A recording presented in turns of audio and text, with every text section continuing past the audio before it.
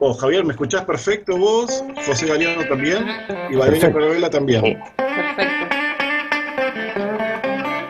Me hizo sufrir Javier, Porque con el tema de la conexión. Hoy anda fantástico.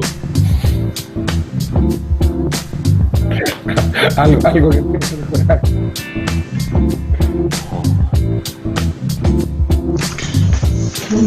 Bueno, alargamos. ¿Se escucha bien entonces? El Dios Internet está funcionando, así que es una alegría porque si no, las cosas no andan. Bueno, buenas tardes. Muchas gracias por estar en esta actividad que, como saben, bueno, es un ciclo que se inició cuando empezó la crisis del COVID-19, ya hace 3 meses. Se llama Conversaciones en tiempos de crisis y fuimos elaborando distintas actividades con distintos especialistas, con distintos colegas de distintos lugares del mundo, de distinta formación, incluso abogados, fiscales, artistas, bueno, gente que es más grande, gente que hace poco tiempo son miembros de distintas asociaciones psicoanalíticas. Este espacio se llama Conversaciones en tiempos de crisis y está organizado por la comisión directiva de la Asociación Psicoanalítica Argentina. Y bueno, también en esta oportunidad está el Departamento de Psicoanálisis y Sociedad de la APA, que integra quien habla, y también Valeria Corbela. Um, Hay tres invitados, uno de ellos es Javier Rabinet, que pertenece e integra la directiva de la Asociación Psicoanalítica de Chile, la APCHE. Se encuentra José Galeano, de ABDEA, la Asociación Psicoanalítica de Asunción, Paraguay, y, bueno, Valeria Corbela, que integra el Departamento de Psicoanálisis y Sociedad. Quiero aclarar que, bueno, dos de los invitados son además docentes universitarios, eso lo sé de José y lo sé de Valeria. Creo que Javier también, después me lo confirmás, ha dado clases. Bueno, y el tema que nos convoca hoy es pedagogía del cuidado en tiempos de crisis. Tal vez pueda sonar a un título un poco ambicioso o pretencioso para una charla que es el espíritu que desde el inicio de este ciclo pretendimos darle a estas charlas, ¿no? Más un sábado a la tarde. Pero bueno, puedo decir que nos convoca una serie de motivos que tiene que ver con el cuidado, ¿no? Con cómo se transmite el ejercicio del cuidado de sí y del otro en nosotros, podría decir alguien. Nos convoca esta charla el observar las respuestas de distintos colectivos sociales en distintos núcleos y en distintas territorialidades, ¿no? De pertenencia cultural, económica, de países, sus provincias y sus estados. Nos estamos hablando de capitales, ¿no? Lo cual es tener en cuenta para poder pensar al otro que no está en estas grandes ciudades, ¿no? Realidades muy diferentes. Esto para ir empezando. Podría decir que, bueno, en este sentido hay distintas disposiciones para llevar el entendimiento del ejercicio del cuidado, que va a veces desde un control que intenta ser muy estricto, por ejemplo, qué sé yo, uno podría mencionar acá en Argentina el intento de aplicar distintas aplicaciones móviles en donde uno deposita todos sus datos y además tiene toda una geolocalización, lo cual ha generado mucha resistencia en algunas personas porque sienten que se ejerce un excesivo control sobre ellas. Otro tipo de medidas son la reclusión forzada,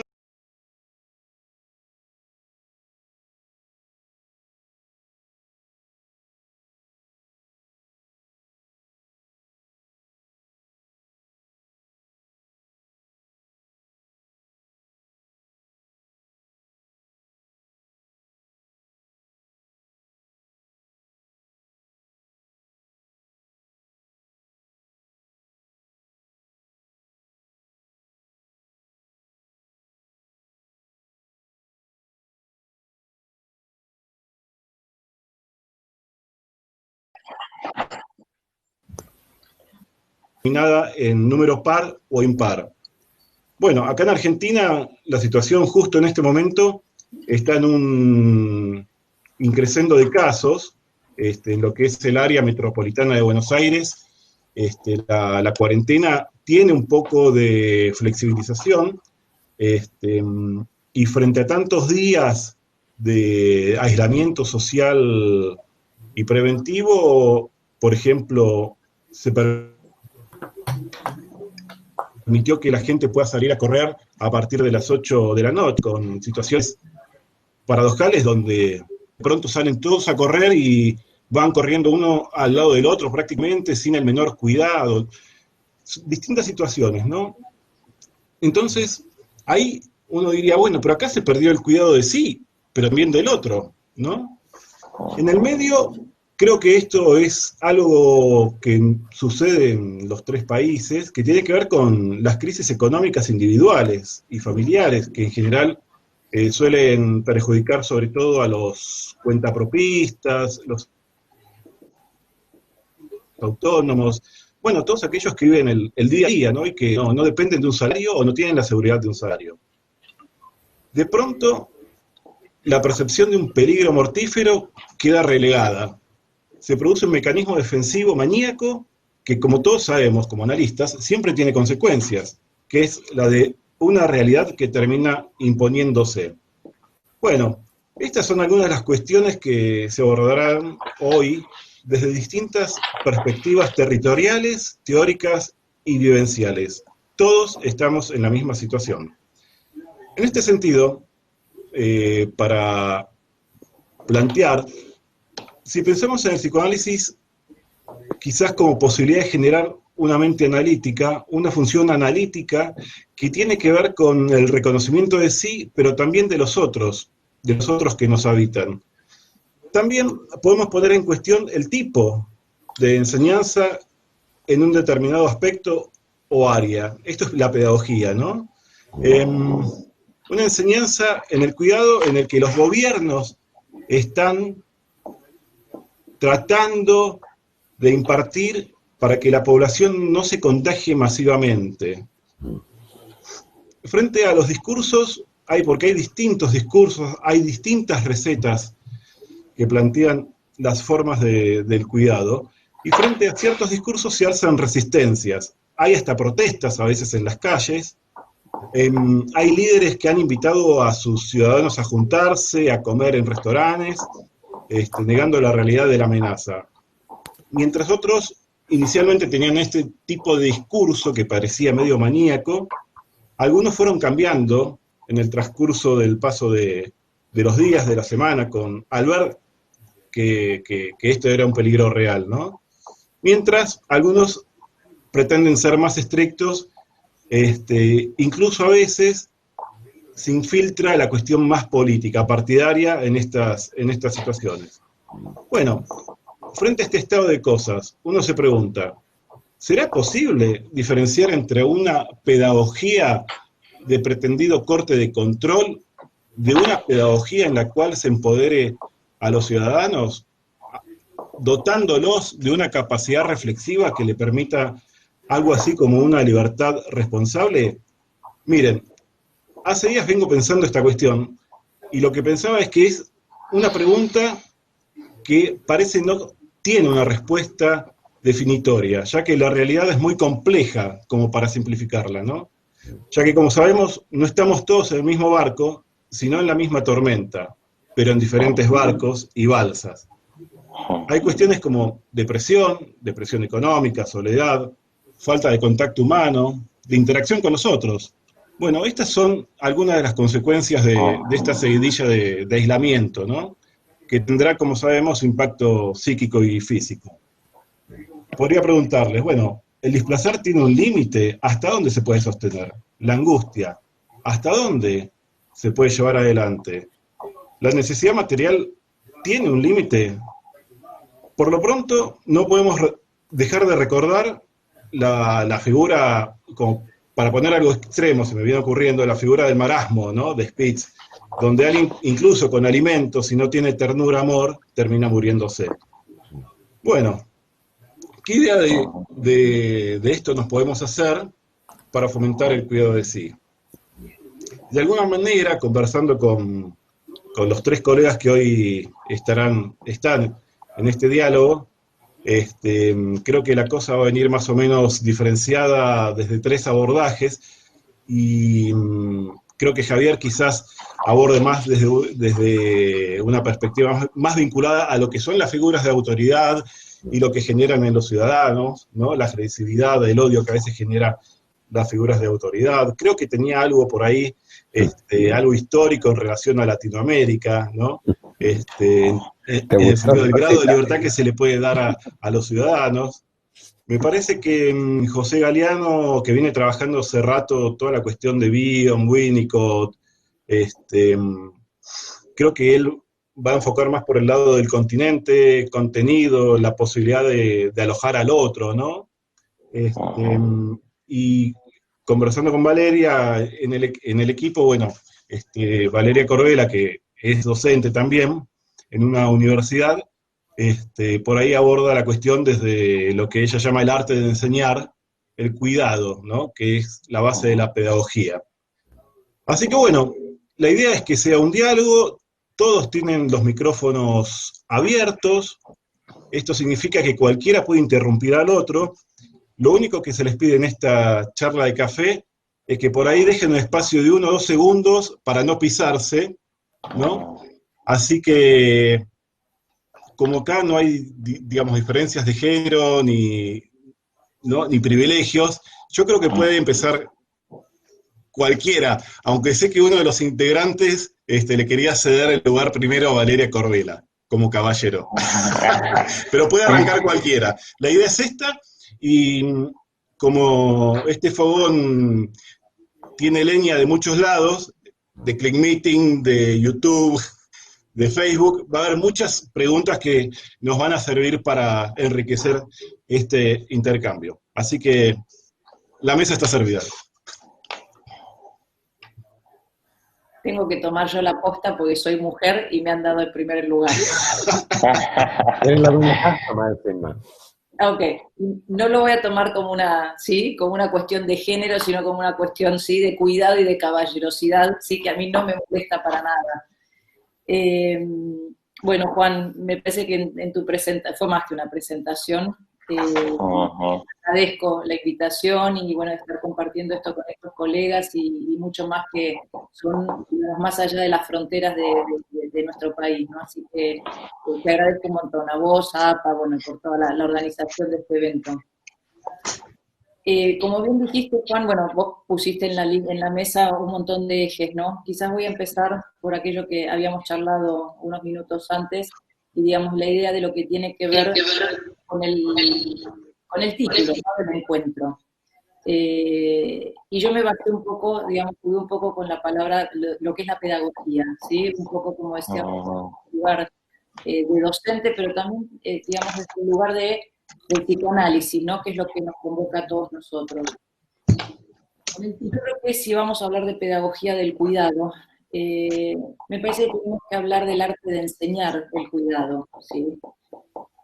Y yo creo que esto depende mucho de cómo cada uno conciba de alguna manera el proceso de enseñanza y aprendizaje. Y digo bien lo que tiene que ver con enseñanza y aprendizaje, en tanto no es un polo o el otro, ¿no? Porque acá también nos vamos a meter en lo que tiene que ver con salir un poco, o al menos esta es mi perspectiva, salir un poco de esas lógicas binarias tan sofocantes, ¿no? Y tan sesgadas, ¿sí?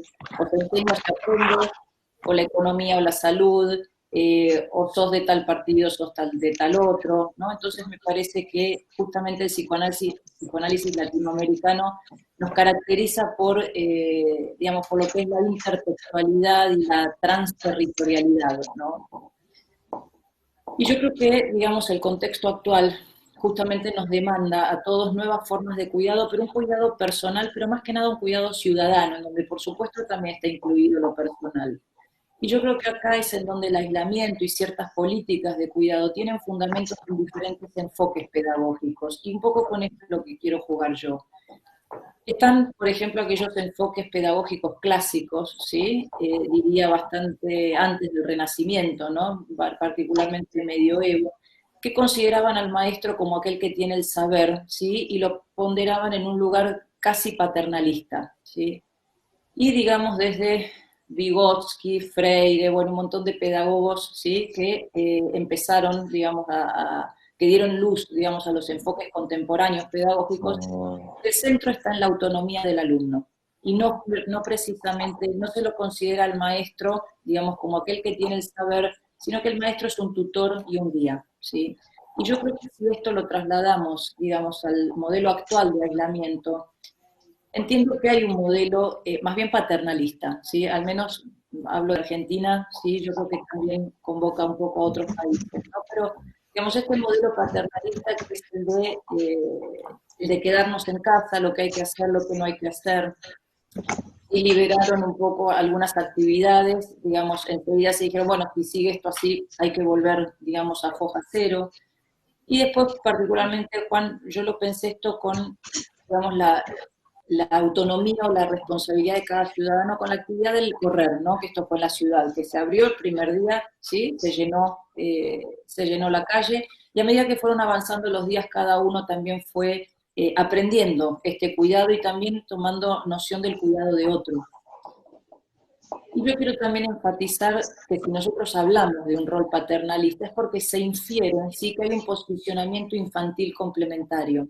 Y yo creo que este es un problema, ¿sí? Porque yo creo que esto es lo que a mucha gente de alguna manera le resulta contenedor, este modelo, y a mucha otra gente le resulta un poco enojoso, ¿no? Yo acá no estoy para hablar de políticas de salud, de si, a ver, en nuestro país también como este pensamiento binario, entonces te dicen, bueno, vos sos anti-cuarentena o sos pro-cuarentena.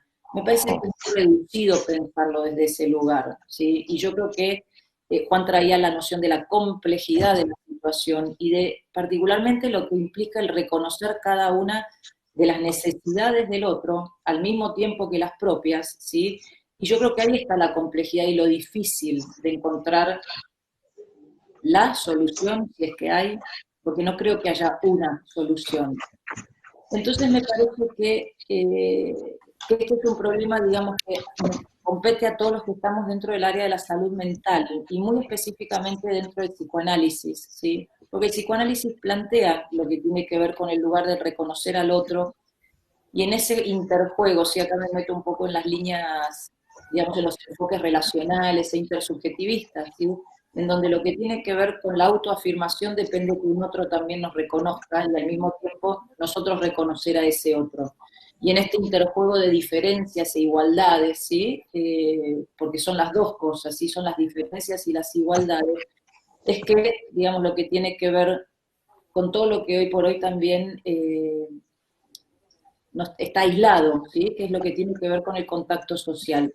Entonces el modelo también de aislamiento social repercute en una noción básica que es la del reconocimiento del otro y la necesidad del otro para poder sostenernos nosotros. Inevitablemente esto, y termino con esto, así doy la palabra y empezamos como un diálogo, ¿no? Inevitablemente esto afecta en los consultorios, ¿sí? Digamos, por todo lo que tiene que ver, digamos, con la salud mental. Por eso cuando dicen economía o salud, ¿por qué no también salud mental? Digamos, ¿sí? Porque hoy por hoy una persona que está angustiada por la cuarentena, al menos esto es lo que también escucho yo, ¿no?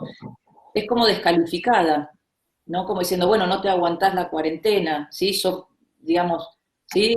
Sos muy débil como para poder afrontar esto. El que tiene necesidades de tipo social son bastante bastardeadas, ¿sí? En este sentido, según dónde, ¿no? Pero me parece importante también remarcar que no es una cuestión de elegir una cosa o la otra. Parto de la noción de sujeto biopsicosocial, y bueno, la parte de lo bio está en la salud, ¿sí? Y lo psico está implicado, digamos, en todo lo psicológico y social, está implicado en el modelo de aislamiento que hay. Así que bueno, los dejo a ustedes para, ¿sí? Agradezco el puesto, pero me gustaría escucharlo. ¿Puedo seguir, Javier? Bueno, gracias.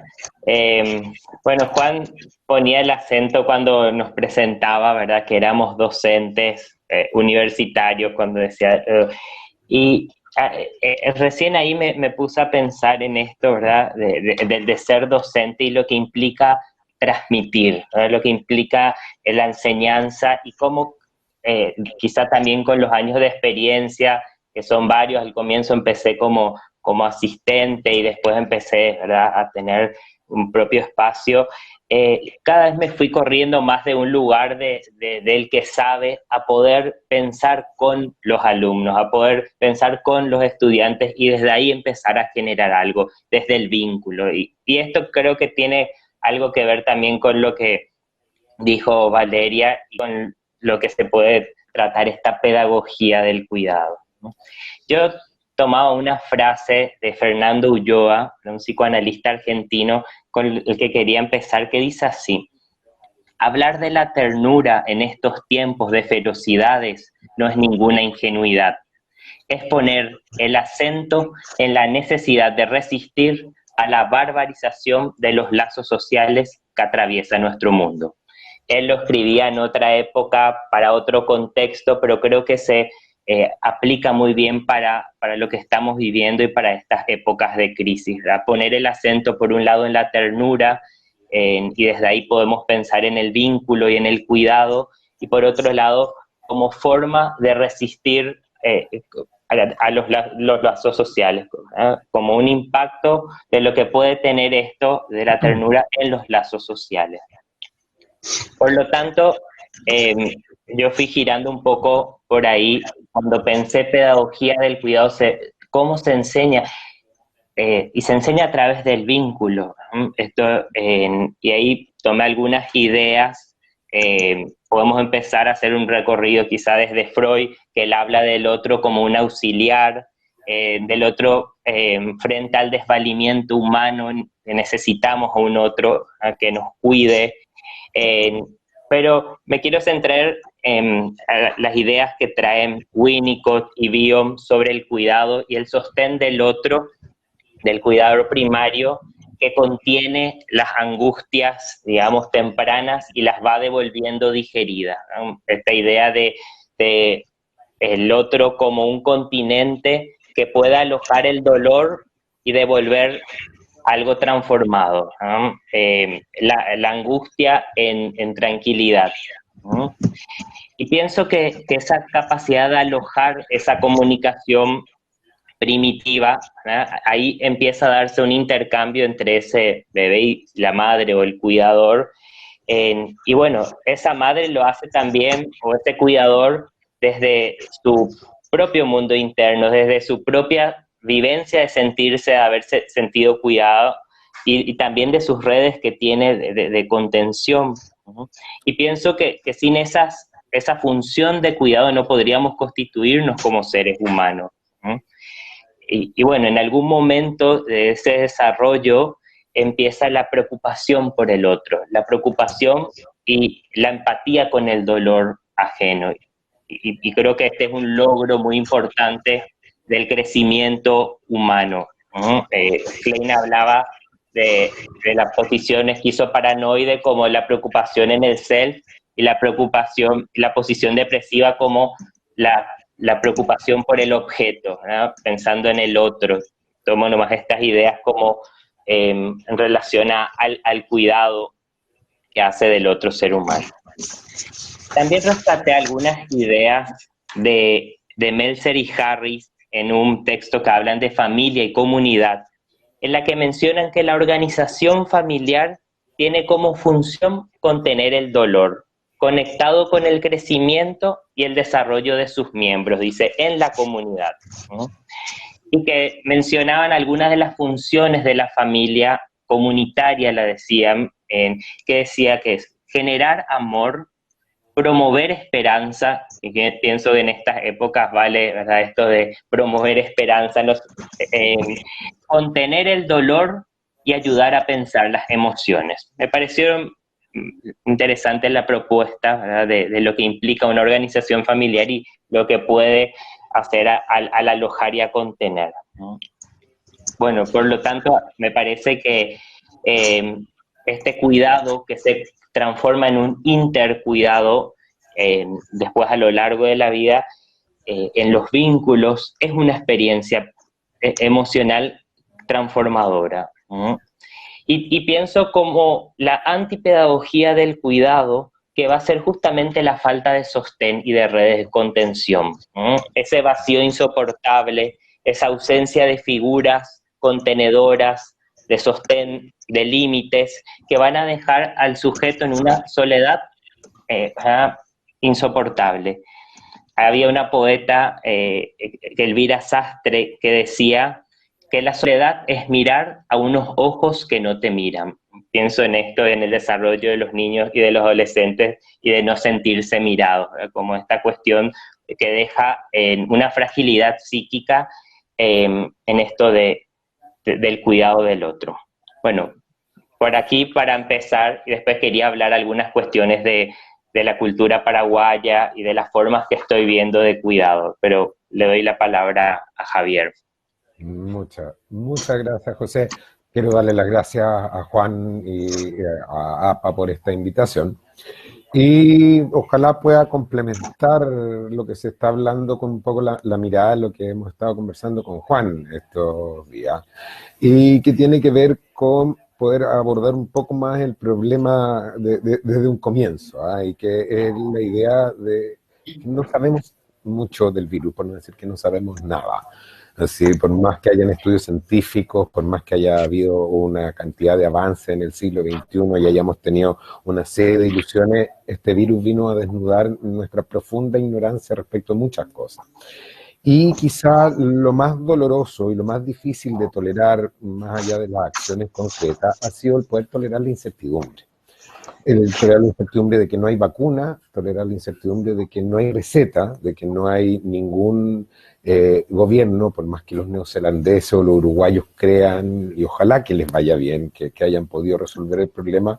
La verdad, salvo contadas excepciones, yo tengo la impresión de que todos los gobiernos han obrado de la mejor fe posible, que han obrado sin mala fe cuando toman medidas o de restricción total o cuando toman medidas de tratar de dejar libre. Hay excepciones que quisiera no mencionarlas, pero me imagino que todos sabemos cuál. Ahora, esta incertidumbre respecto a que ni la propia ciencia puede decirnos realmente cuál es el devenir o cómo va a ser el desenlace, probablemente ha provocado un estado regresivo a nivel social y a nivel individual como no habíamos visto nunca. Entonces yo pensaba que estado regresivo significa también angustias mucho más graves y significa mecanismos mucho más primitivos. Y dentro de esos mecanismos primitivos, yo he pensado que se trata mucho de tratar de idealizar o de buscar figuras protectoras que quieran resolver, así como de una manera mágica, algo que no es mágico, que quieran negar la complejidad de los problemas, que quieran negar la complejidad de las situaciones que estamos viviendo, no solo en términos de salud física, sino, como decía Valeria, en términos de salud emocional. Y olvidándonos también de que cada idealización lleva en paralelo mucha agresión. Entonces, de que si esta figura idealizada falla, como va a fallar, como ha fallado y como van a seguir fallando, entonces se vuelve el objeto del odio, el objeto de la agresión y vamos buscando una nueva figura de idealización. Entonces yo como que quisiera poder decir así como más allá del trabajo que podemos hacer nosotros individualmente en el consultorio, está la idea de que mientras exista este funcionamiento donde se le atribuye a figuras a la esperanza de la vacuna, a la esperanza de que yo mismo caigo, la esperanza de que ojalá llegue luego la primavera para que pase el invierno, pero mientras estemos en ese mismo, es muy difícil incorporar como parte del funcionamiento de cada uno una conciencia que haga y que permita juicios verdaderos, no juicios morales, que permita juicios así y como tolerar de mayor y mejor forma la complejidad de las situaciones. Entonces yo creo que Juan plantea una pregunta que era muy interesante. ¿Cuánto rato podemos aguantar?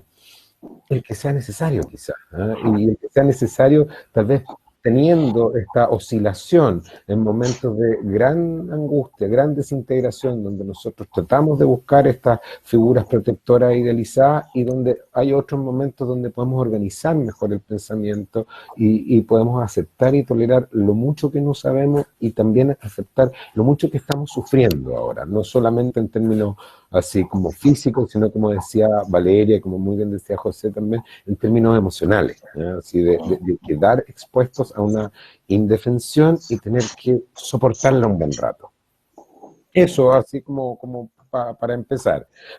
Juan lo único que quiere es que haga, que le lea una cita, ¿verdad? Y le pedí a mi señora respecto a una cita que encontré de Simón Bolívar, que no nos deja muy bien parados como latinoamericanos, pero a ver. Bueno, pero es interesante, ¿no? Porque estamos hablando en la previa hace algunos días, esta cuestión de, bueno, ¿hasta qué punto los estados tienen que definir el comportamiento de la gente, ¿no? Es que la gente no se sabe cuidar sola, es que la gente no sabe leer que hay una situación de riesgo. Eh, Lamentablemente, bueno, hay situaciones que demuestran que una gran porción de la gente no respeta al otro, ¿no? Porque una cosa es no cuidarse a uno mismo, pero otra cosa es omitir un peligro y en esa omisión no cuidar al otro, ¿no? Pero había algo de Simón Bolívar, sí, yo no sé si nos deja mal parados o no, pero es para la polémica, y ya que estamos en psicoanálisis y sociedad, se puede mencionar esa frase que es un poco polémica. O sea, no es una frase, les tomo la referencia, claro, este es un historiador inglés que compara por qué Norteamérica se desarrolló de una manera y Latinoamérica de otra, y de que decía así como concretamente de que Bolívar, el sueño de Bolívar resultó no ser la democracia, sino la dictadura, no el federalismo, sino la centralización de la autoridad. Dice, y esto es comillas citado de Simón Bolívar: nuestros conciudadanos no se hallan en aptitud de ejercer por sí mismos y ampliamente sus derechos porque carecen de las virtudes políticas que caracterizan al verdadero republicano. Sí, Es fuerte. es fuerte. Así como para ubicar bien qué estaba pensando Bolívar en su momento. Y esa es una frase de Bolívar. De Bolívar, sí, de Simón Bolívar. O sea, esto nos lleva, digamos, a determinado planteamiento, si querés, que está bien, pasaron 200 años más, ¿no? Entonces, pero por ahí un poco al planteamiento de esto de lo paternalista a lo mejor. Yo creo que sí, es fuerte la frase, ¿no? Nunca hubiera imaginado que una frase así hubiera dicho Bolívar, ¿no? Pero es fuerte porque, digo, yo comparto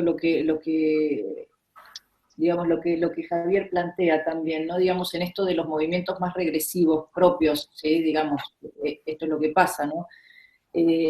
Pero vos sabés también que, digamos, es como que esta situación a mí me ha como mostrado diferentes facetas, ¿no? Como del cristal. Entonces, así como, o como yo veo que hay gente que no se cuida, ¿sí? Y que si no se cuida, no cuida del otro, también veo que hay un montón de gente que ha asumido un lugar de mucho cuidado, ¿sí? Es decir, de cuidado de sí mismo y también de cuidados de otros. Otros que se han puesto en la figura, digamos, bien superyoica, entonces denuncian a otras personas si no cumplen o si cumplen la cuarentena. Entonces ya entra casi como en una situación dictatorial, ¿no? No por los gobiernos me refiero, le estoy hablando más en un sentido más social, ¿sí? Y yo creo que también con esto de que, digamos, por supuesto que promueve idealizaciones, ¿no? Digamos, toda esta impronta histórica de Latinoamérica y el caudillaje en sí, de que va a venir en términos de Bion, ¿sí? El Mesías que va a salvar al grupo, pensamiento mágico y bueno, y todo lo que nosotros conocemos, ¿no? Pero que digamos, también está, yo el otro día le escuché a Janine Puget, ¿no? En una charla así online que dio, y que ella traía y vuelve a traer la noción de acontecimiento, ¿no? Allá de Badiou, ¿no? Y digamos, y que es una situación muy nueva para todos todos los que estamos con vida en este mundo, ninguno ha pasado una situación similar. Incertidumbre, como vos decías, Javier, ¿sí? Digamos, en donde lo que se puso en jaque, un poco, José, con vos lo que decías respecto de los vínculos, la ternura, eso es muy latinoamericano. Somos querendones, de abrazarnos, de besarnos, de juntarnos, de tomar la cerveza, el vino o lo que fuera. ¿Sí? Es decir, necesitamos de esa cosa como. Es un sello bien latinoamericano ¿no? Por eso hubo tanto movimiento en el psicoanálisis latinoamericano de los vincularistas, ¿no? Digamos, relacionales, según cómo se llamen, ¿no? Y entonces me parece que también veo, por otro lado, todas aquellas cosas novedosas que han ido apareciendo a lo largo de estos 90 días que estamos encerrados, ¿no? Y lo veo también en el consultorio, a lo mejor, digamos, situaciones que uno nunca hubiera imaginado que se hubieran generado movimientos de construcción subjetiva importantes, ¿sí? Aunque uno está por la cámara, internet, lo que fuera, ¿no? Y no es lo mismo que el encuentro, pero de una mayor autonomía, por eso vuelvo al enfoque pedagógico de lo que tiene que ver, digamos, con lo que es, digamos, la noción de autonomía, y no de que se ponga, digamos, como en el lugar de yo te voy a cuidar a vos. A alguno esto le puede funcionar, a otro esto puede resultarle bastante violento. Bien. A mí, esto que decís resuena a esta pedagogía que traía Paulo Freire, si bien uno lo toma Paulo Freire con, ¿no? O lo deforma, si querés, a Paulo Freire, yo me hago cargo, ¿no? Pero, claro, sí, porque uno toma conceptos, pero no es por ahí el contexto en el que lo decía Paulo Freire, pero Paulo Freire diferenciaba claramente, corríjame si me equivoco, una pedagogía de la alfabetización, donde había alguien que sabía y que le decía a los que no sabían cómo eran las cosas, ¿no? Les daba el formato para funcionar dentro de determinado sistema. Y él, ante esa pedagogía alfabetizadora, proponía la pedagogía del empoderamiento, ¿no? Que significaba la pedagogía de la pregunta, ¿no? Él llamaba la pedagogía del oprimido, ¿no? La pedagogía del oprimido, exactamente. Con la problematización de la realidad, como bien vos decís, de la pregunta. Exactamente, exactamente. ¿Qué es este tema, no? Porque, convengamos, en algún momento uno se siente entre la espada y la pared y dice, bueno, reclusión forzada o libertad responsable. Pero no, uno no puede quedarse con esos polos, porque es muy compleja la realidad, ¿no? Y ahí se elimina la pregunta, ¿no? Yo creo que esto que traía Rabinet con muy buen tino, es que no sabemos, ¿no? Y tenemos que estarnos corriendo permanentemente de un lugar del saber, porque el saber es, en definitiva, una certeza que va de bruces contra la realidad, ¿no?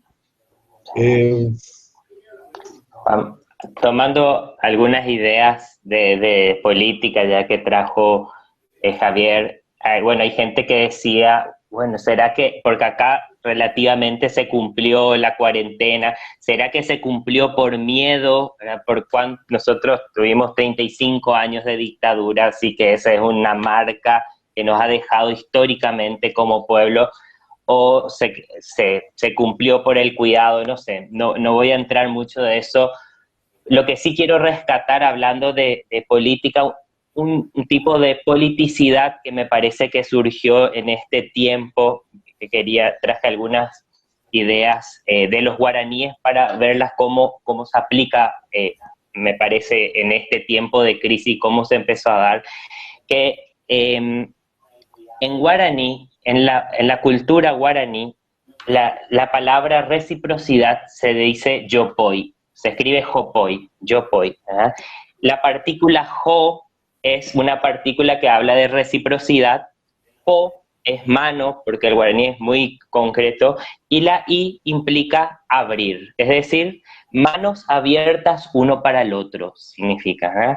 Y esa economía que tenían ellos era una economía de la reciprocidad, era literalmente manos abiertas recíprocamente, era un intercambio, era muy asociado con lo que se piensa de la solidaridad, que es horizontal, y no de la caridad que se ejerce en forma vertical, ¿verdad? Con todo lo que eso implica. Entonces, un antropólogo español, pero que se dedicó a la cultura paraguaya y a los guaraníes específicamente, decía que este yopoy, que esta reciprocidad, no era solamente del intercambio económico, que era muy importante, porque justamente era una economía de las manos abiertas, sino que era de las palabras, de los cantos y de las relaciones personales en general. A mí me pareció muy linda esa idea, y yo lo vi plasmado en este tiempo de crisis en las ollas populares que surgieron, ¿eh? Ahí donde el Estado no daba, no llegaba, donde no había respuestas, donde había hambre y donde quedate en casa era para gente de clase media alta, pero ¿y qué hacían los que no tenían que comer? Ahí surgieron las ollas populares como respuesta del pueblo. Y hay una politóloga, Gabriela Schwartzman, que decía, era una frase popular, ¿verdad? Solo el pueblo salva al pueblo. Me pareció muy linda esa idea, porque las desigualdades sociales se pusieron como en primera plana. Si había algo, ¿verdad?, que se puso como en primera plana más que nunca, como si ya no supiésemos de eso, ¿verdad? Pero fueron y son esas redes solidarias del pueblo, del cuidado, me parece lo que está rescatando la subjetividad de las personas, ¿no? Y a este tipo de politicidad, porque es política, eso hablábamos con Juan, ¿verdad? Esto, el cuidado del otro es una forma de política. La antropóloga Rita Segato lo llamaba politicidad en clave femenina, ¿no? Porque decía que históricamente ha estado a cargo de las mujeres, las que han cuidado al otro y han cuidado la vida. Me pareció muy lindo, porque implica, como decía Rita Segato, retejer comunidad. Ese es el tipo de política, ¿verdad? Es una política del arraigo, una política de los vínculos y de poner en el centro la vida humana. Me parecieron ideas que quería rescatar en relación a lo que yo pude ver en medio de tanta crisis, esto de las ollas populares como una expresión del yopoi de los guaraníes, ¿no?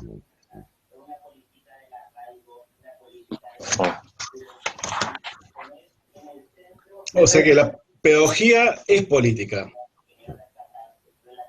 Podríamos decir que sí. Sí. Muy interesante lo que traes de Rita Segato, ¿no? Uh-huh.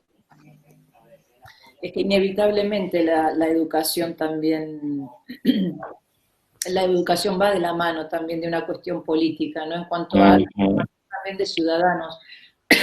Pensaba por lo que decías, José, respecto de la reciprocidad, ¿sí? Ahí es como si hubiera un salto, digamos, y en donde yo vuelvo, digamos, como a pensarlo, ¿sí? Así como vos decías, ¿no? Como en términos, digamos, no jerárquicos, ¿no? No de que se atribuye el lugar del cuidado o el que se atribuye el lugar, como vos traías la diferencia con la caridad, ¿no? Entonces, la reciprocidad, yo lo pensaba por, bueno, la idea que traje quizás al principio, ¿no? Digamos, a mí me gusta mucho el concepto de reconocimiento de Jessica Benjamin, ¿sí? Y me gusta mucho porque tiene como esta vuelta de la reciprocidad, ¿sí? Es decir, lo que tiene que ver con el reconocer al otro para yo poder reconocerme y al mismo tiempo el otro necesita que yo lo reconozca. Y reconozca, digamos, la idea de reconocimiento es ver al otro en toda su mismidad, ¿sí? Como alguien igual a uno, pero ajeno también. Y digo esto porque a mí me gusta el concepto, ¿no? Porque creo que da un salto un poquito más quizás superador en términos de pensarlo como cuestiones netamente políticos, sociales o clasistas o económicos. Pues yo lo que escuchaba a ustedes, ¿no? También, y claro, o me vienen situaciones de enseñanza y aprendizaje de la facultad o me vienen situaciones de la clínica, ¿no? Que son los dos focos, digamos, en donde me desarrollo. Digamos, yo lo pensaba también como, digamos, como el reconocimiento en el sentido de darle un lugar, ¿sí? A lo que tiene que ver con el otro. Por ejemplo, me refiero, a ver, para poner un ejemplo, ¿no? Para poder ser clara. Mucha gente, por ejemplo, que no tiene una situación apremiante, ¿no? Hoy por hoy, escucho también que dice, bueno, yo no me puedo quejar y me siento culpable por quejarme, ¿sí? En este aislamiento, que ya no lo aguanto más, que ya estoy muy angustiada. Entonces también se quita, digamos, pensarlo en términos clasistas o económicos netamente, se le quita también el derecho, ¿sí? A gente que no está en una situación de vulnerabilidad, ¿sí? Se le quita el derecho, pero fíjense que es como perdónenme, uso palabras fuertes, es perverso, ¿sí? Se le quita el derecho a sentir. Es decir, se le quita, como decía Paulo Freire, se le quita palabra, Y si se le quita palabra, se lo cosifica. Y más allá de la línea política, Paulo Freire, pues, digamos, como pedagogía va de la mano de política, uno cuando ubica a pedagogos lo puede ubicar dentro del pragmatismo más americano, más capitalista, más marxista. Pero no quiero, me parece que es empobrecer la discusión, ¿sí? Esa frase a mí de Paulo Freire es como decir, se le quita al pobre, al rico, a quien fuera, se le quita la posibilidad de la palabra. Y ya sea al nivel que pertenece, ¿sí? Se lo está cosificando. Entonces esto también me parece importante remarcarlo, así como acá también, José, hay todo un movimiento, nosotros lo llamamos las viandas, entonces hay un montón de gente, más populares, mucha gente ¿sí? de un determinado bienestar económico está cocinando en sus casas y se armó toda una red impresionante, porque uno cocina, el otro le guarda la comida en las viandas, el otro lleva las viandas a la institución para que esa institución se la lleve a los barrios más vulnerables.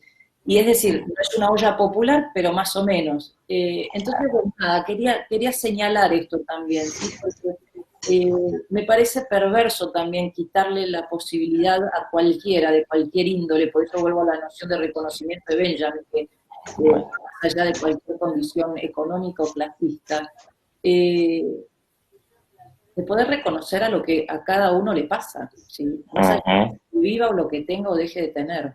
Claro. Ahí me gustaría como tomar y poder así complementar esta idea de que quizá lo que ha quedado bastante en evidencia y sobre todo en Latinoamérica es nuestra precariedad económica, y ahí nos sumamos como humanos nuestra precariedad del pensamiento, o sea, en el sentido de que en algún momento hemos tenido la ilusión de un desarrollo de que nos permite la cabeza entender muchas cosas, y resulta que hay cosas que no podemos entender, así como también nuestros estados no están dando abasto para todos los habitantes que tenemos. Y en eso, a mí, como complementando lo que decía Valeria, un poco también tomando lo que decía José, yo creo que parte de eso es reconocer que nosotros mismos, así nosotros en nuestra individualidad, en nuestro rol de analistas como personas, también estamos preocupados, también tenemos inseguridades, ¿ah? Y es como que el día a día se nos va haciendo difícil, y como así a mí siempre me acuerdo de la frase de Hannah Segal, así como está la llama de la esperanza de que esto va a pasar, está el conocimiento de que hemos pasado por crisis, tal vez no como estas, pero que finalmente las crisis pasan. Pero también en estos momentos, incluso el instrumental que nosotros tenemos puede ayudarnos, pero a ratos también es como que ganas de acudir a estas soluciones más mágicas, que ganas de que venga alguien así como a ahorrarme el trabajo de pensar, que sería como esta pedagogía más verticalista. Yo tengo la impresión, así como, parece que compartimos mucho de lo que estamos pensando, en el sentido de que probablemente un autocuidado es un estadio que uno podría decir como posterior, en el sentido de que ya no estoy esperando de que otro me solucione el tema, sino de que en realidad yo logro incorporar que yo soy parte, un poco estoy leyendo la frase ahí, así como de que yo soy parte del problema, y como soy parte del problema también puedo ser parte de la solución, en el sentido de las ollas populares, o también del mismo hecho de cuidarme, guardarme, etcétera.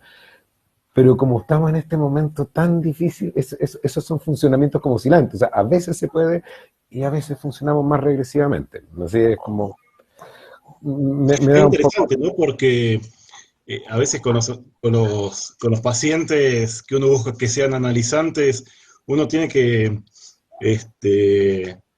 tener en la cabeza varias bibliotecas sobre el tema de la iatrogenia del analista, ¿no? Y evitar ciertas intervenciones educativas, ¿no?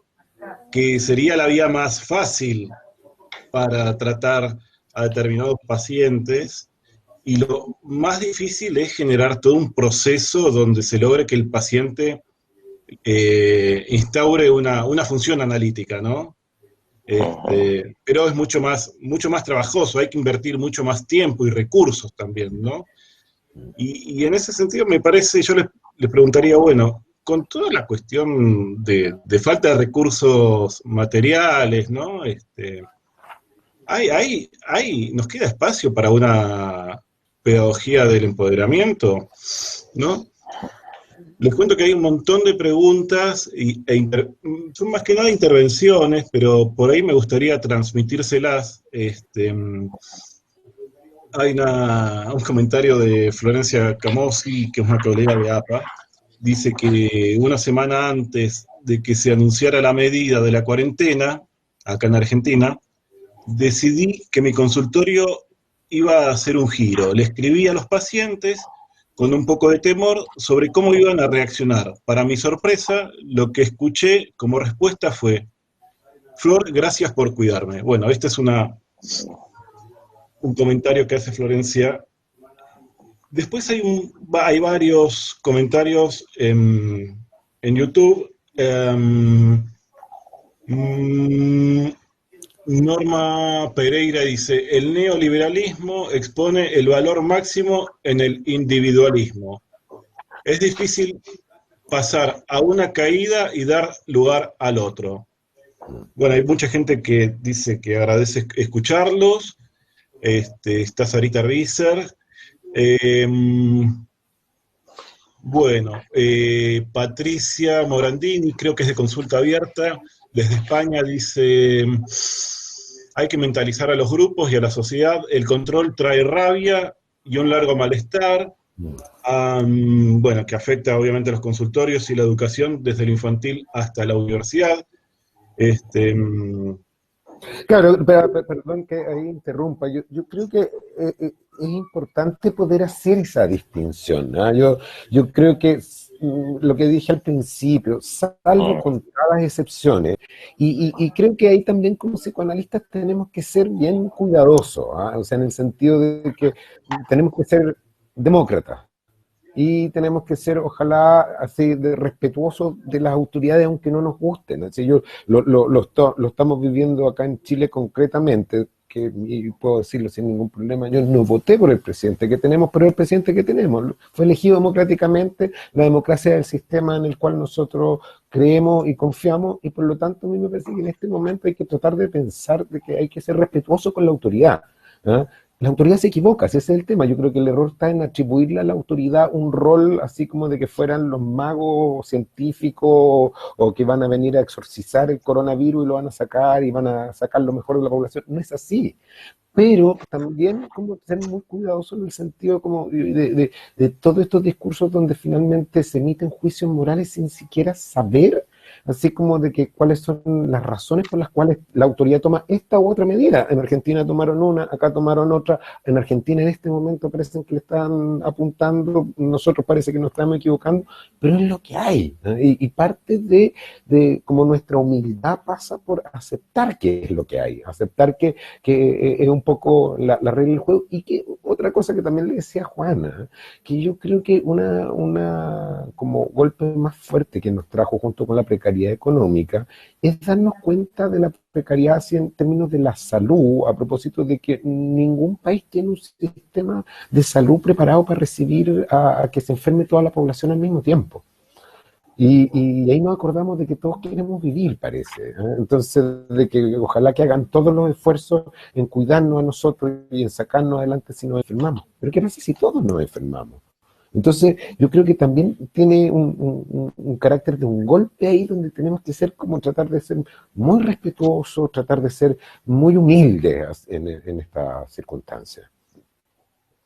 Yo creo, Javier, que me parece muy importante, ¿no? Lo que marcás, porque, claro, digamos, nosotros hablando y todo esto, digamos, dando nuestros pareceres, ¿no? Digamos, claro, yo te escuchaba y digo, pero claro, es así, pero quizás no lo habíamos manifestado, no lo habíamos expresado, y me parece, y más gente que nos está escuchando, me parece que es importante esto, ¿no? Porque si hay una reglamentación, hay una reglamentación, como vos decías, nos guste o no nos guste.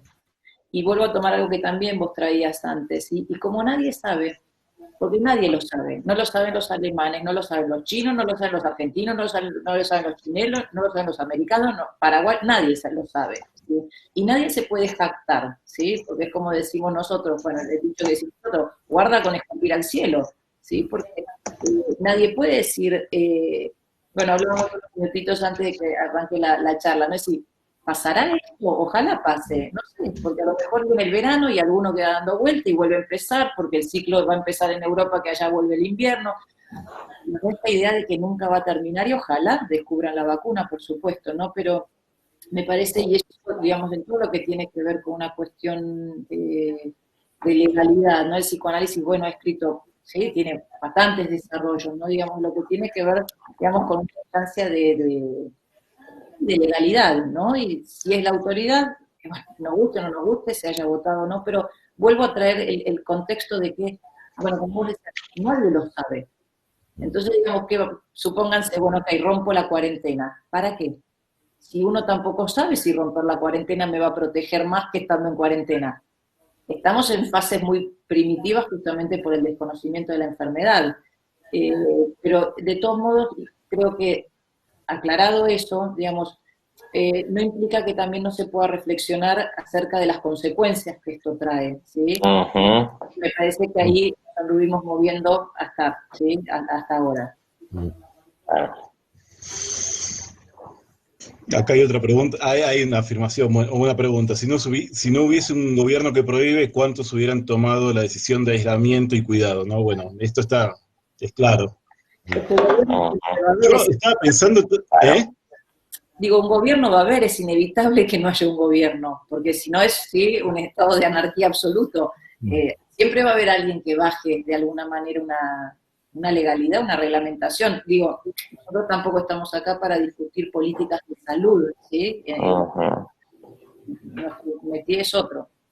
Pero oficia, a propósito de la Janine Puyé, oficia como, yo siempre me acuerdo de Lieberman, oficia como un contexto en el cual estamos, y me parece que es el contexto en el cual tenemos que estar todos de acuerdo para poder trabajar mejor con nuestros pacientes también. O sea, ahora, este contexto en donde estamos todos, donde tenemos que estar todos de acuerdo, Javier Rabinet, y le pregunto a ustedes, ¿no requiere que para que haya cierta pedagogía consensuada, no debe haber un registro de una realidad consensuada, consensos, ¿no? Y esto es lo que parece que no hay, ¿no? Yo no sé si es posible, perdón. No entendía bien a qué te referías, Juan, si podías explicar un poco más. Parece que hay mucha gente que está en distintas contextualidades, tanto sociales, pero también psicológicas, ¿no?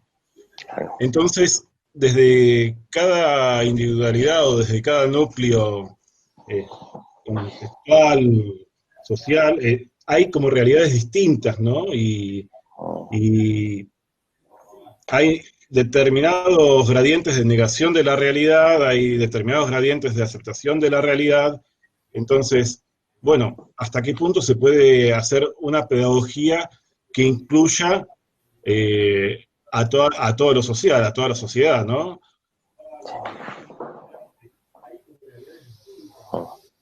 Yo no sé si puede haber consenso en ese sentido. Si pasa que de acuerdo al lado de la vereda esté, digamos, si uno está del lado de, digamos, la sociedad, digamos, sacando de alguna manera la cuestión, digamos, de gobierno, ¿no? Porque en donde hay consenso, más o menos, no digo que siempre lo haya, ¿sí? Porque en general no lo hay, pero digamos, entiendo que desde ahí se baja una medida, ¿sí? Que se entiende que hay un equipo interdisciplinario detrás debatiendo, más allá de si uno está de acuerdo o no, y esa lo... A ver, es como decirle, por más ganas que yo tenga de abrir mi consultorio, yo no lo abro, porque hay una reglamentación que me dice, ¿sí? Vos todavía no puedes trabajar.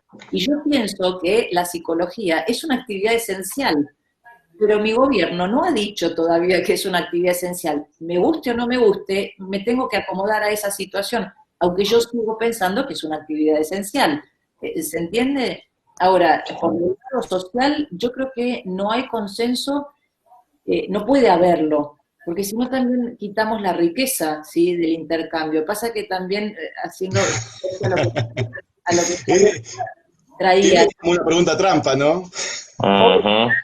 Claro, por eso, pero digamos también un poco lo que Javier traía, nos trae también el planteo de qué nivel de madurez, ¿sí? Tiene la sociedad hoy. nuestra sociedad, ¿sí? La de cada uno, ¿sí? Nosotros estamos representando 3 países, pero que tiene un sesgo latinoamericano, un sello latinoamericano.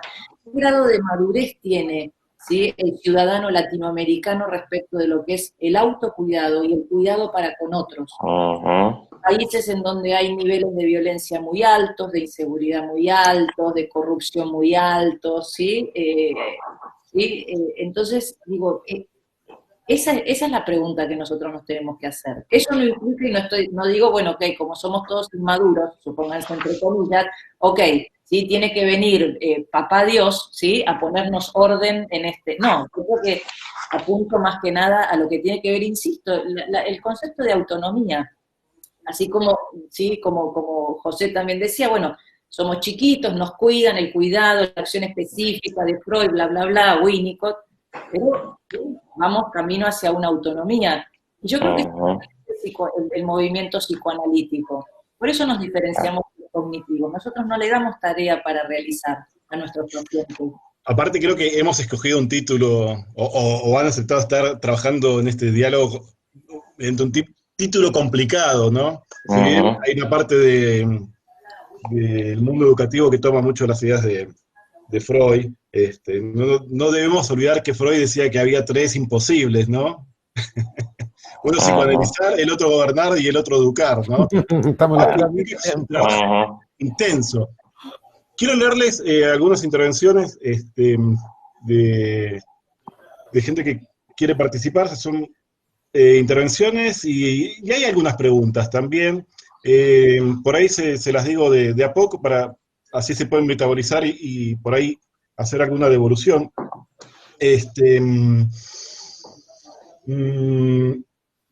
Bueno, Susana Tasma dice que siempre es actual Ulloa, sobre todo obviamente en lo que tiene que ver con el lazo social y sus posibles rupturas. Acá hay una pregunta dirigida más a la cuestión educativa: ¿cómo se preparan los docentes para cuidar a los alumnos en estas etapas de pandemia, sean de cualquier nivel de enseñanza?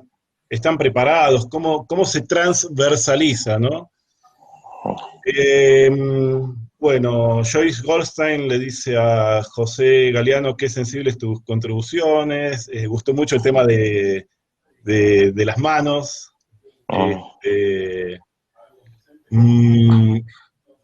Susana Glustein dice: sabemos de la diversidad de personalidades y de lugares en que podemos ubicar al otro. Entonces, algunos líderes eligen proteger a los que necesitan y pecan de paternalistas, quizás.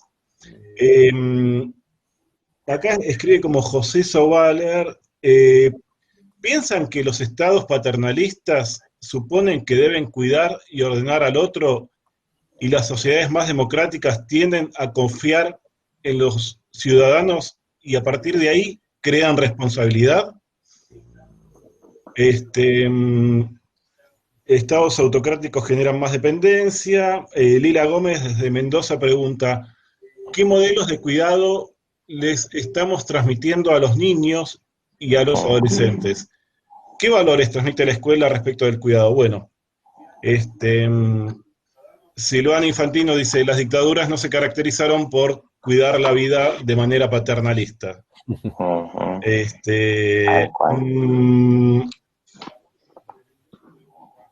Bueno, después hay una conversación interna donde alguien le contesta que, según pude entender, José se refirió a que se acató la cuarentena justamente por el miedo del recuerdo que quedó de la dictadura, no necesariamente por el cuidado, para pensar. María Sánchez, bueno, voy a dejar por acá, no sé si algo de esto les despierta alguna devolución, o sigo leyendo. Juan, pues son muchas cosas las que dicen. A mí, bueno, esto que decía, cómo se preparan los docentes a cuidar a los alumnos, los docentes son, ¿verdad? Y han sido a lo largo de la historia también una de las profesiones de cuidado, me parece, ¿verdad? Junto con muchas otras, pero que han demostrado el cuidado a través de la enseñanza de la vida del otro. Y me parece que fueron los que también tuvieron que reingeniarse, sobre todo con los más pequeños, a inventar de distintas formas y sobre todo a sostener el vínculo con los estudiantes, con sus alumnos, con las alumnas, me parece como, y a sostener los lazos. No sé si responde un poco, pero yo vi de distintas maneras la creatividad que se puso en marcha, porque no es fácil, ¿verdad? A los chicos se les ha privado del espacio social, del espacio con sus amigos, del juego, entre otros, y creo que eso ha sido muy difícil, y bueno, pero creo que de alguna manera se ha puesto en marcha mucha creatividad, por lo menos desde lo que yo pude ver, ¿no? Te sigo, José, en esta, ¿no? Digamos, ya que dio lugar la pregunta, ¿no?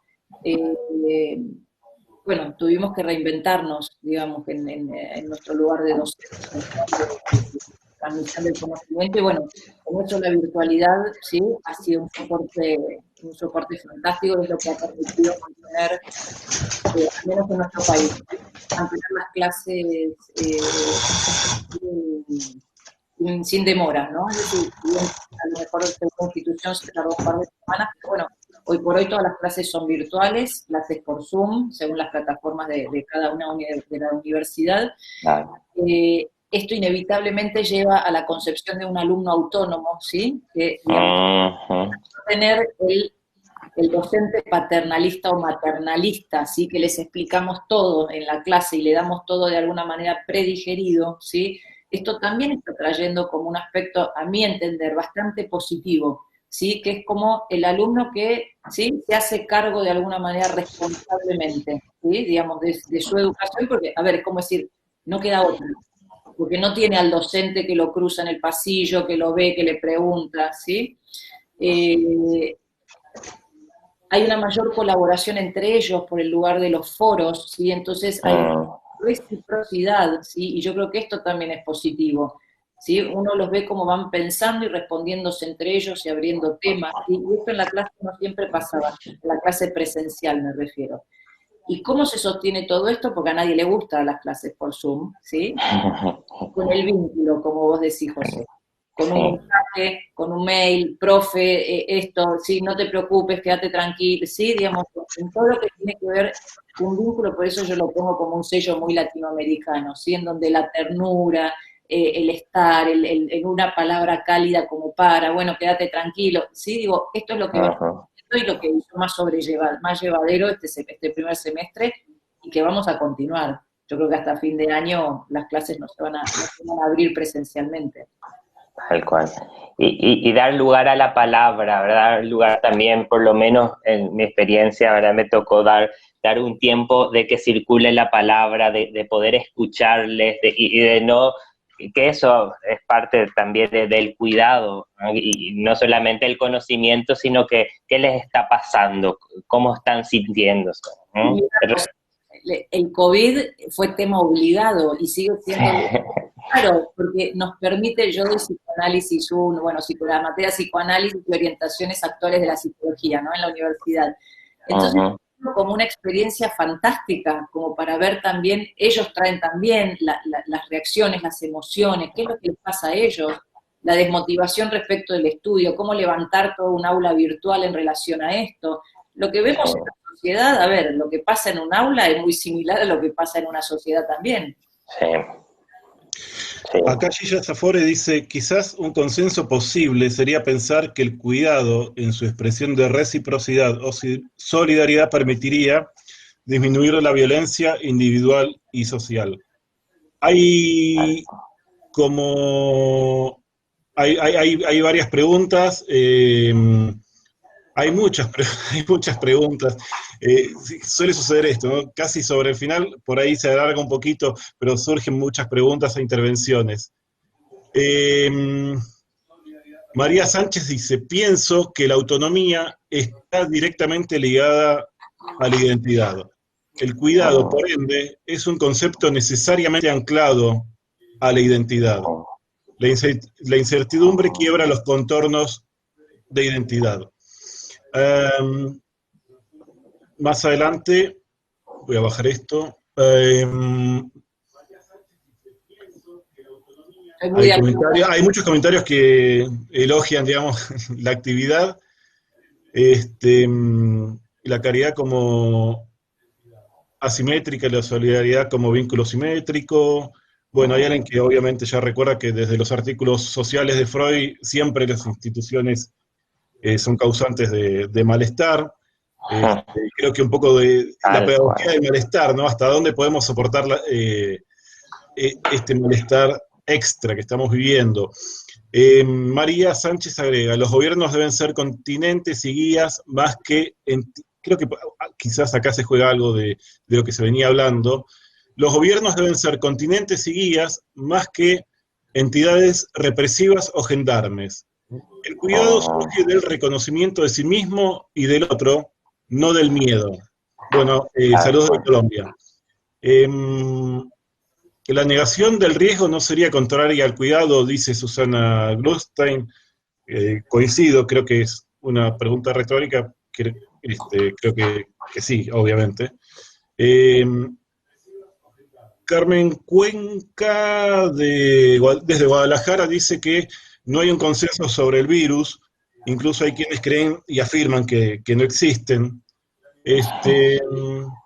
Una pregunta de Lira Gómez es, ¿cuida el gobierno a los que cuidan? Me refiero a ¿a qué ejemplo se da con la precarización laboral de los médicos, ¿no? No sé si eso es solamente de Argentina, creo que no. No, perdón, Juan, a propósito de la pregunta de Carmen, así que qué bueno que esté bien, le mando saludos y a la Lila también. Es que ahí ya entramos en un terreno que es bien complicado, ¿eh? Y yo creo que también quizás podríamos intentar pensar algo, porque si hay gente que cree que el virus es mentira, también hay gente que dice que la Tierra es plana, y también y nos topamos con gente que dice que no cree en el inconsciente. Entonces, la verdad, se vuelve difícil el diálogo en esas circunstancias. Aún así, me parece que hay que cuidar a esas personas a pesar de sí mismas.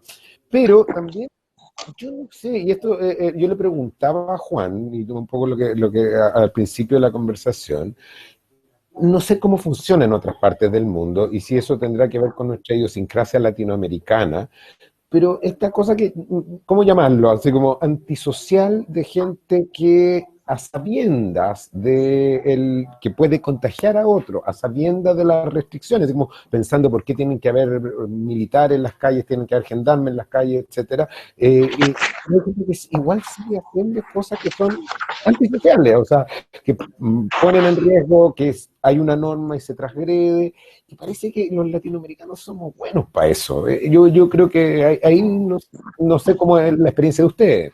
Es interesante, ¿no? Porque dentro de lo latinoamericano, que se caracteriza por una transgresión también, digo, lo que tiene de bueno, porque hay que reconocer que cierta transgresión siempre es necesaria para vencer a lo instituido, tiene esa capacidad de lo creativo.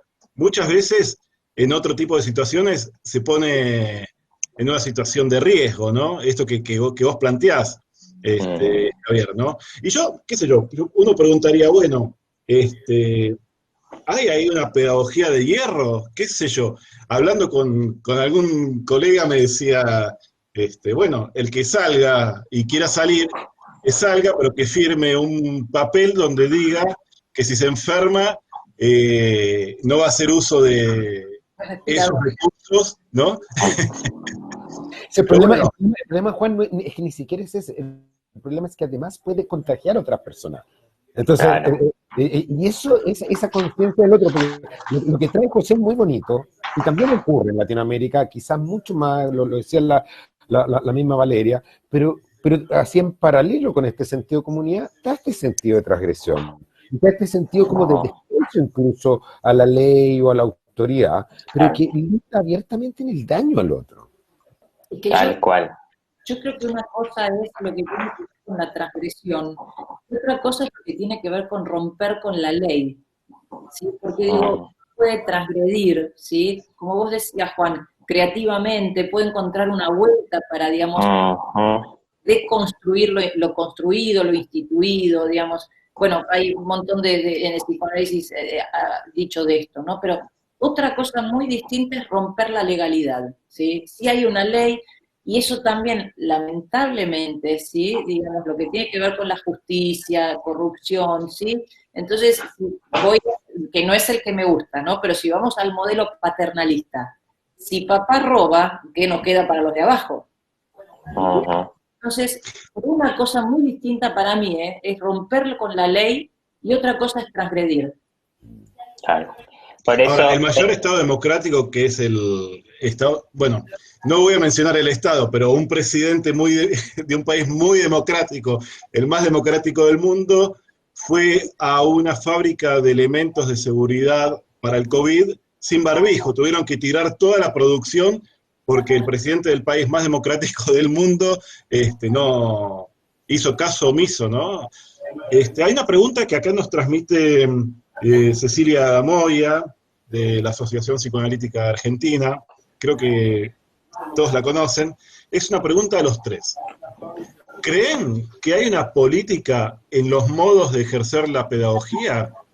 ¿Cómo lo pensarían desde el psicoanálisis cuando desde nuestra práctica una de las ideas centrales es la responsabilidad subjetiva? ¿La repito si quieren o está claro? Yo no logro entender bien lo que es la subjetividad responsiva, ¿así dijo? La responsabilidad subjetiva.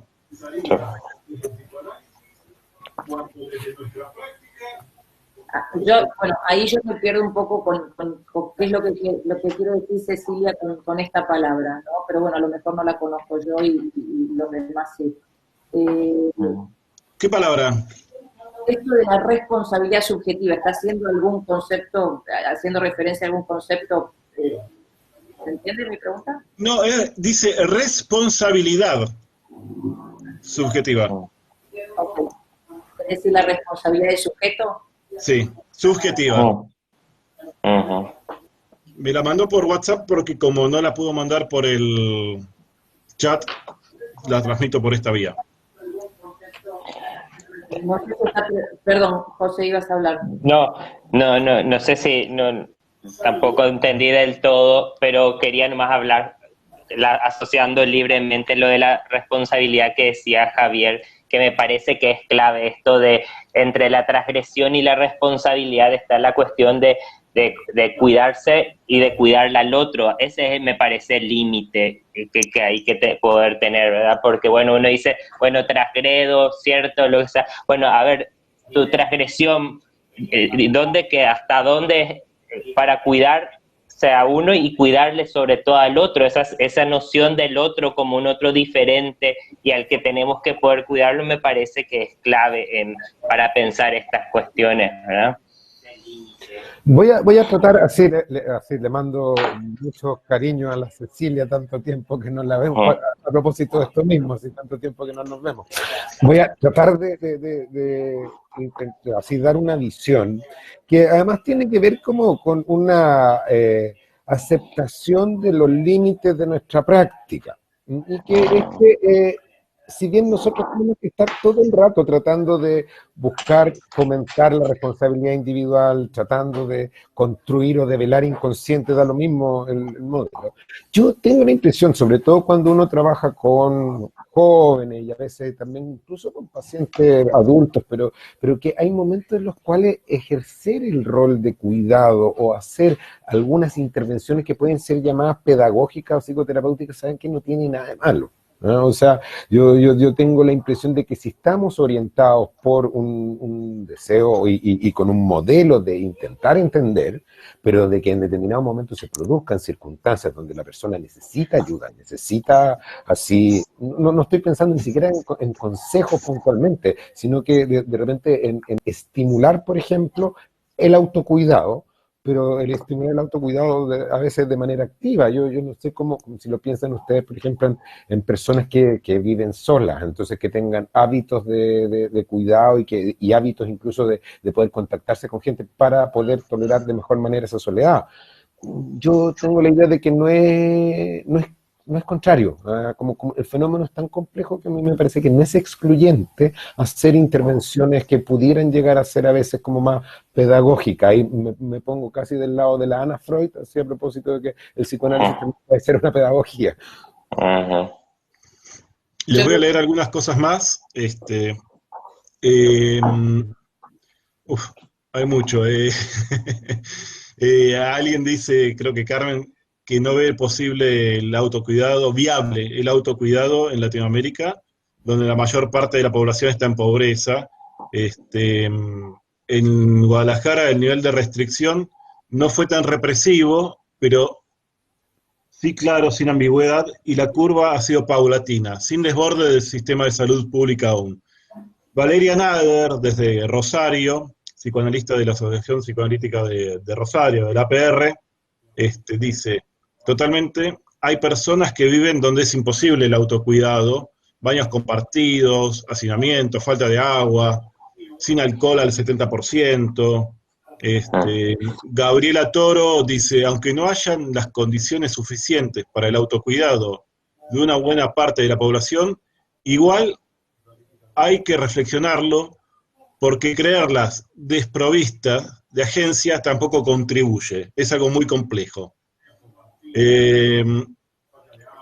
Mónica Raspagliesi dice que creo que todos, después de esta cuarentena, vamos a quedar de alguna manera afectados psicológicamente, lo que será esta nueva normalidad, cómo nos afectará. ¿Cómo piensan encarar esto como profesionales? ¿Piensan, por ejemplo, hacer estos foros masivos para ayudar a la comunidad?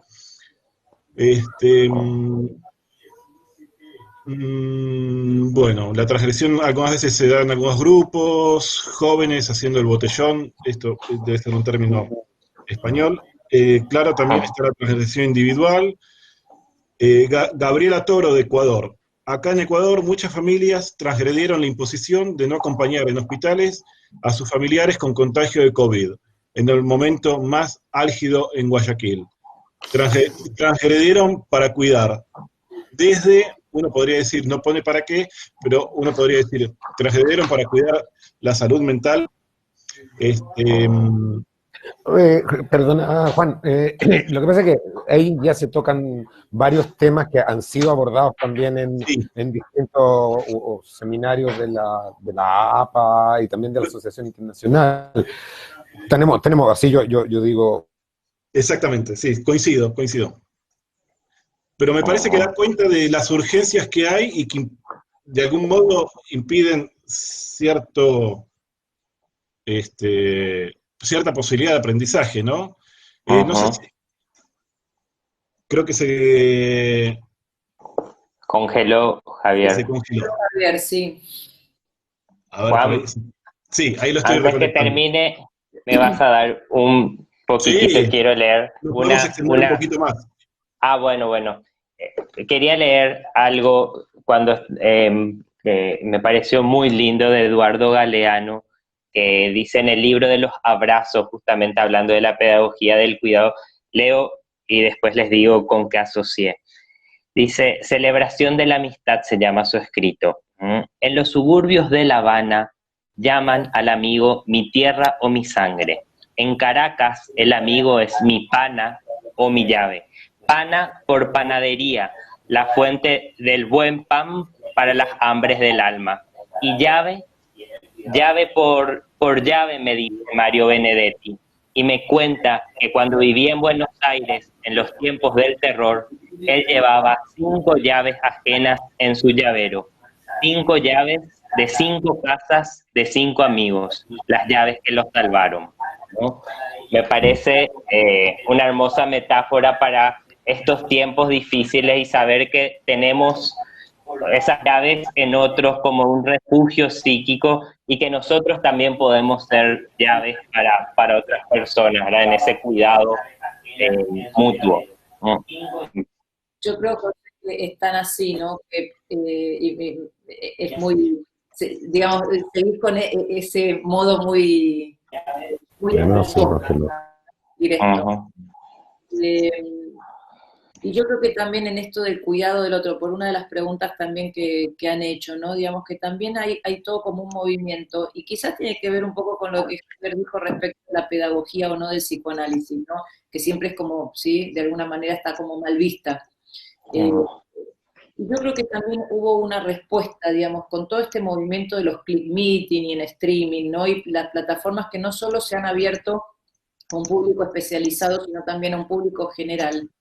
Y esto yo creo que también es una manera que yo diría bastante novedosa, digamos, del psicoanálisis, de poder ejercer, tómenlo entre comillas, ¿no? Como cierta pedagogía social en pro del cuidado, también de lo que tiene que ver, digamos, con la salud mental digamos, y emocional, más que mental es emocional, ¿sí? De lo que tiene que ver con la sociedad. Y yo quiero rescatar esto, porque todas las instituciones se han puesto en movimiento, digamos, respecto a lo que antes eran ateneos cerrados, puertas adentro, ¿sí? Pasaron a ser una plataforma virtual, y hay gente, Ecuador, España, Paraguay, Chile, Brasil, ¿no? Digo, un montón de gente que esto, antes de la cuarentena era impensable, ¿sí? O al menos no se estaba así, o era bastante limitado. Entonces me parece que eso también nos confronta de alguna manera a nosotros con ese lugar como más social, ¿sí? No sé si la pregunta me quedó dando vueltas, la pregunta de Cecilia, ¿sí? Yo no sé si esto no tiene que ver también con una cuestión de responsabilidad subjetiva, también por parte de los psicoanalistas, ¿sí? También yo creo que nuestro modelo es muy de cuidado y de reciprocidad, y de autonomía también, no tiene un modelo jerárquico. Nosotros nos analizamos con un analista que también sabemos que pasó por el mismo proceso que nosotros. Esto también se ubica en un posicionamiento muy, muy lejos del analista como que es el que tiene el saber. Y me parece que eso marca un posicionamiento, digamos, un enfoque pedagógico de psicoanálisis como práctica, me refiero. Le decía a Javier que, bueno, hay muchas cosas, que bien decía Javier Rabinet, bueno, hay muchas cosas que ya se trataron y se ve que en cada click meeting insiste, ¿no? En las preguntas, en las intervenciones de los que están participando por los chats. Y seguramente es que el apremio de la realidad hace que haya poco espacio para, como para tener un aprendizaje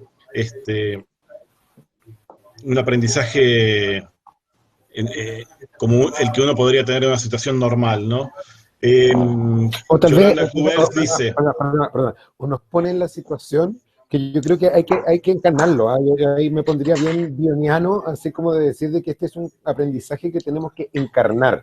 Estamos viviendo permanentemente de esta situación de incertidumbre, y es día a día, y permanentemente nos enfrentamos a no saber cómo enfrentar la muerte, cómo enfrentar la enfermedad. Entonces, yo creo que la ilusión que tenemos de que esto va a pasar en algún momento y vamos a aprender y vamos a poder, puede ser algo que nos mantenga la esperanza, pero creo que como nuestra responsabilidad está en el día a día, así en el encarnar de que la dificultad la tenemos ahora, la vamos a tener el lunes, el martes, los miércoles, así es horrible la semana en un consultorio. Entonces es como, pero encarnarlo, así como tener claro que para allá va la cosa. Sí. Nunca el psicoanálisis estuvo tan presente, tan adentro el presente, ¿no? Digamos, pasado, presente, es presente y vamos viendo cómo seguimos. Es una frase que desde hace 90 días la vengo repitiendo, y bueno, vamos viendo. Tal cual, día a día, el vivir día a día. Hay una intervención de Yolanda Cubels, un ejemplo de la gran capacidad para cuidar y contener que nos da el análisis son las múltiples actividades organizadas abiertas a colegas y a la comunidad. Gabriela Toro, hablando de lo imperativo de la actualidad,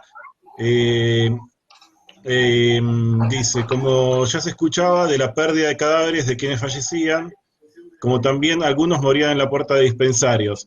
Había que conseguir medicamentos, etcétera, y así mucha gente rompió protocolos.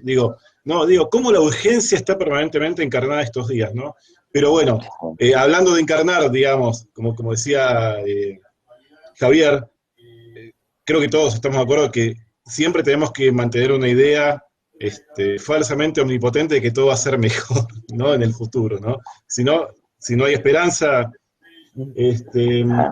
Bueno, volvamos al mito de Pandora y ahí estamos completos, ¿no? Si no esperanza, pero con los pies en la tierra, dice Valeria Nadar. Acota, ¿no? Apuntala. Bien. En la urgencia, dice Verónica Miranda, en la urgencia y en la situación de crisis hemos tenido que aprender a adaptarnos a las nuevas formas, lo cual es fuente también de muchos descubrimientos.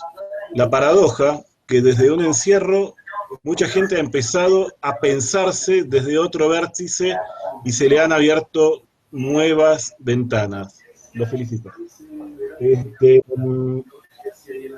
Después, Nora Binocur dice, bueno, elogia la mesa, es de APA, dice que lo de la difusión a nivel comunitario debería ser fundamental. Me quedé pensando en esto último, que claro, justamente estamos haciendo pedagogía de la generación de aparato de pensar, ¿no? Está bueno esto. Acá hay una pregunta, a ver, ¿la responsabilidad subjetiva tiene que ver con la pregunta freudiana? ¿Usted qué tiene que ver con lo que le pasa? Es una afirmación de Cecilia Moya.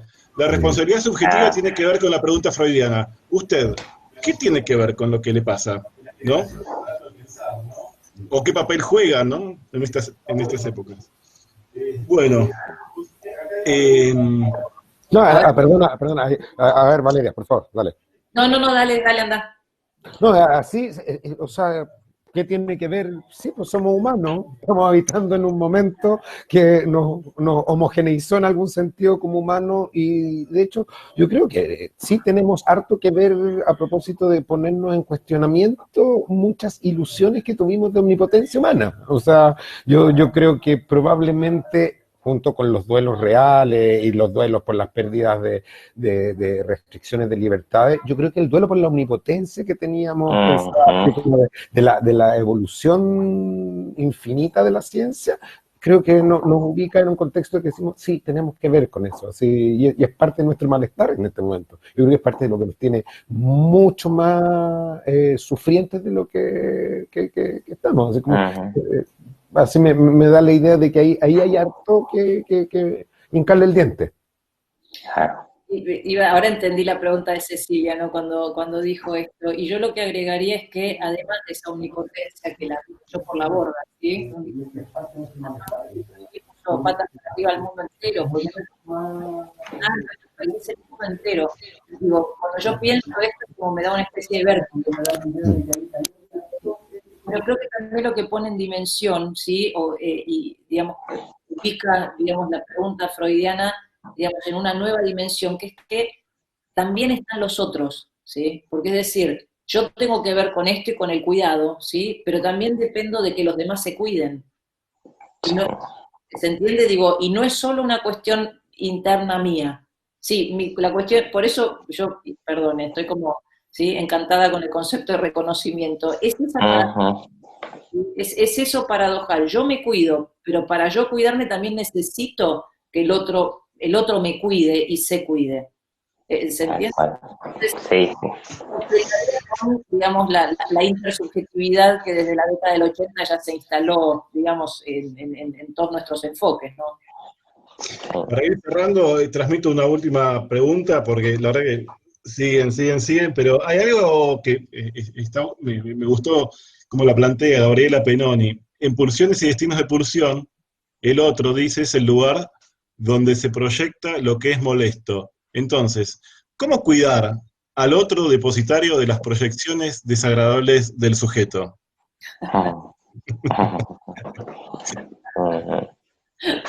Yo creo que así, ¿no? Con lo que estamos haciendo. Claro, y yo le recomendaría a algún analista amigo en ese caso, porque el otro queda como objeto de las proyecciones de la maldad, digámoslo así, ¿sí? Es un problema, o de la propia agresión es un problema, pero bueno, con COVID o sin COVID, ¿sí? Ha estado y va a seguir estando. Yo citaría a una colega que se llama Valeria Corbela y decir que cuidado con esas proyecciones porque se van a devolver en algún momento, entonces hay que tener mucho cuidado con eso. Es un problema. Bueno, nos saluda también Eduardo Llanos desde Perú. Creo que ha sido una linda charla de café. No había una pretensión más que esta. Creo que nos hemos divertido también dentro de esta situación tan penosa. Así que desde APA les agradecemos a los tres y le agradecemos a todos los que estuvieron por ClickMeeting y por YouTube. Así que, bueno, muchísimas gracias. Gracias, muchas gracias. Gracias a la gente. Muchas Un gracias. gusto compartir Estén con muy bien ustedes. todos. Igualmente. Que estén muy bien Chao, todos. chao. Chao. Chau, chau.